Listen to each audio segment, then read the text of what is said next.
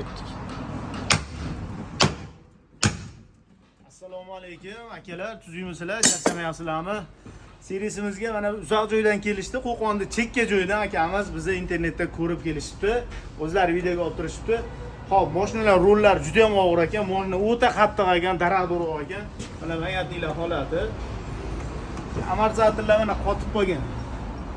Balon sakrayapti qattiqligidan. Akamizga mashinalarni yumshoq qilib, inshaalloh rullashni kafta burlik yoqib beramiz. Bitta tomosha qilasizlar, bo'lgan jarayonni hozir qo'yamiz. Xo'p, akalar, boshlagan mashinamiz tayyor bo'ldi. Pachinili mayatni qo'yib berdi akamizga. Xo'p, o'zlarinikidan mana shunaqa vtulkali chiqdi, bo'lgan ekan. Amortizatorlar qotib qolibdi, yangi amortizator qo'yib, old rezinkalarni yangi qo'yib, chashkalargacha qo'yib berdik. Xudo xolasa akamiz yurib ko'radilar. Akam bitta yurib ko'ringchi, baho berasiz. Akamiz yurib keldilar, mana hozir o'zlaridan bitta fikrlarni so'raymiz. Akam qalay bo'ldi mashina? Gap yo'q, varsa cho'tki bo'libdi, zo'r bo'libdi. Qo'ldan dard ko'rmasin. Ha? Ishlarni rivojini bersin. Aka bunaqa bo'ladi deb o'ylamadingizmi bu darajada? Kontrollar ya. Asa bo'pti aka. Bitta qo'lda aylantiradigan. Gap yo'q aka, joningiz sog' bo'lsin. Tanishlarga jo'nataverasiz aka, xudo xolasa.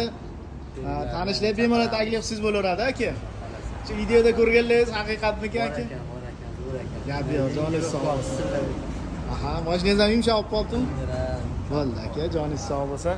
Akalar, shuna xizmat kerak bo'lsa kelaverasizlar. Manzilimiz Qo'qon shahrida, nomerlar qoldiramiz. Obuna bo'lishni esdan chiqarmanglar.